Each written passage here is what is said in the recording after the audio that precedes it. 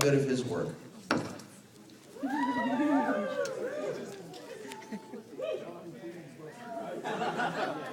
one girl is more worthy to live than everyone else in the entire world. Worthy? How much is the world worth exactly? If you murder her now, how will you be saving this world? Is a world that kills little girls really worth more than her? How am I supposed to give a damn about a world that won't even tolerate the existence of my little sister? What kind of world is that? I can't protect the world. I'm not a god, or a peacemaker for that matter. If you're telling me to choose between killing my sister or protecting her, then I'll protect her as long as there's breath left in me!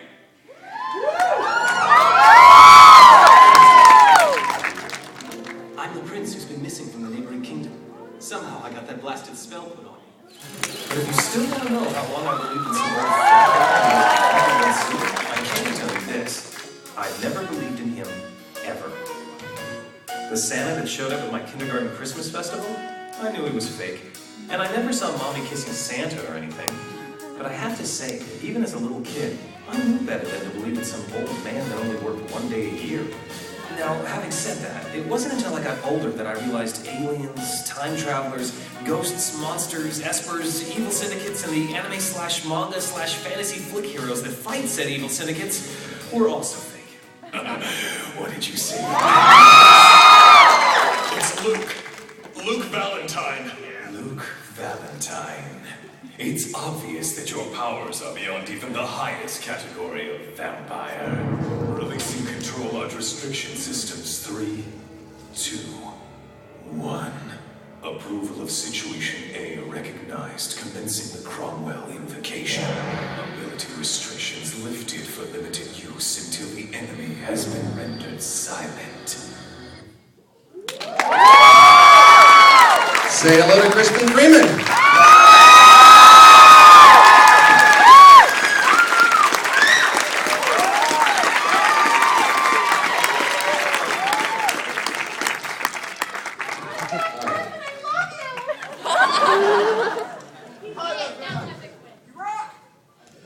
I said the same thing to him this morning. All right. Okay, so let's just kind of get to the basics here. Okay. Where were you born? Where'd you grow up? I was born in Chicago, Illinois, downtown. But strangely, I grew up sort of between worlds. Not only downtown Chicago, but when I was very young, my family got a place in Montana, and they run cattle out in Montana on our ranch out there. So as a young boy, I was sort of bouncing back and forth between downtown urban Chicago and driving tractors and herding cattle in Montana. That explains a lot. Yeah. So how is it that you ended up herding cattle over here, and now and ended up as an actor and a voice actor especially? Well, What was your path? The other thing that happened was that my family was very involved with the opera in Chicago. My grandfather had been a big patron of the arts and was the legal counsel for the Lyric Opera of Chicago and had all the cast parties at his house. So I grew up around opera singers who had really big, loud voices and scared me. But they eventually convinced shy little me that maybe it would be cute if I were a kid in the opera. And initially I completely resisted it, didn't want to have anything to do with it. But then they sort of cajoled me into it, and it turns out I fit the costume, which is basically what you had to do as a kid. Fit the costume and be quiet. And so I worked, and I fell in love with being backstage at the opera, which, if you've ever been there, it's like a city backstage at the opera. There's elevators going up, and people walk off the street, go up, come back down, and they're Henry VIII.